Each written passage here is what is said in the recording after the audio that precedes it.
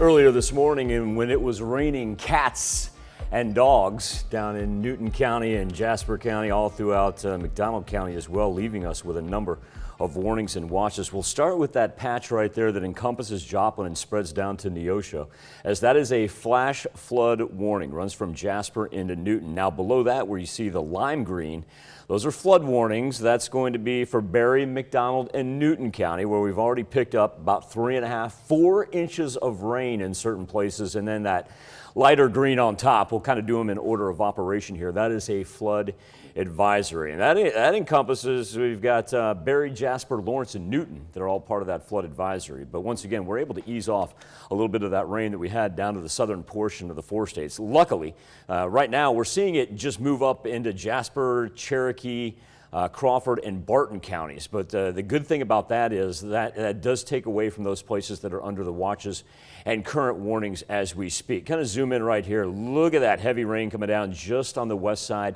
of Pittsburgh right there. Jasper is going to be next in line. That thing pretty much is riding Highway 126 right now, pushing off to the east. Now, on top of that, when we talk about those flooded areas down to the south, we also have numerous storm reports. Instead of going by them one by one, let's flash over to the Missouri Department of Transportation page and kind of get the official version of what we're seeing.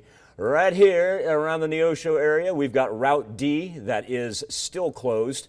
Drop down to the south, CC closed on the McDonald-Newton County line, and then Route D as you continue down to the south. Portions of Route D closed. Your best bet is just to avoid Route D for good until probably tomorrow, and try to avoid Route C as well if you are down south of I-44. Transition to 7th and Range Line over Joplin. 68 degrees is where we stand right now. We're going to keep those chances for some spotty rain all throughout the early afternoon hours. But after that, we're actually going to have a nice little warm up as if we haven't had one already. But we'll end up here in the mid 70s by the time it's all said and done.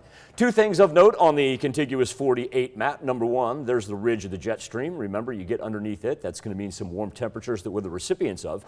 But as we were talking about those local storm reports, watch this, right in the middle of your screen. We're the lone storm report coming out of the entire United States in the last 24 hours. My point being, we're going to take precautions and make sure we stay away from those areas, but also too, it's nice to see that the rest of the nation finally has a chance to calm down after what was anticipated to be some severe weather for the southeastern portion of the United States. Weather trend, little peak of sunshine before it's all said and done, and then we're going to push into what's going to be a warm Friday. All that moisture out to the west of us stops short of hitting our highlighted counties. Now, as we progress through Friday, however, watch this. We're going to replace those flood warnings with, in all probability, wind advisories. Those are not wind gusts. We're going to be sustained winds in between 25 and 30 miles per hour. Of course, since it works out of the south, that's easily going to let us get up into the high 70s, low 80s for Friday. Tanya, coming up on Saturday, great start to our weekend as well. The rain really won't kick in until the evening hours. So if you've got any plans and want to get some fresh air all day Friday, and really most of Saturday, especially the morning and early afternoon hours, going to be delightful. Wind will back off just a little bit on Saturday as well. Will not be as blustery on, still rather windy, but not the 25 to 30 mile an hour variety that we're going to get tomorrow. Well, we can take that. I like that. I'm glad you approve. Yes. I wish more track coaches and roofers would approve of my forecast. You know why I approve? Because with a little bit of wind, it's going to dry out that grass faster, so I can get it mowed. And you may actually be mowing by Saturday? I'd like to get a little bit of it done Friday afternoon. Okay. Probably the rest of it Saturday. I have a feeling that we will be talking about this into next week. I have short windows of opportunity to do things, so I understand. I'm going to have to break it up. I got you. Yeah. It's my life.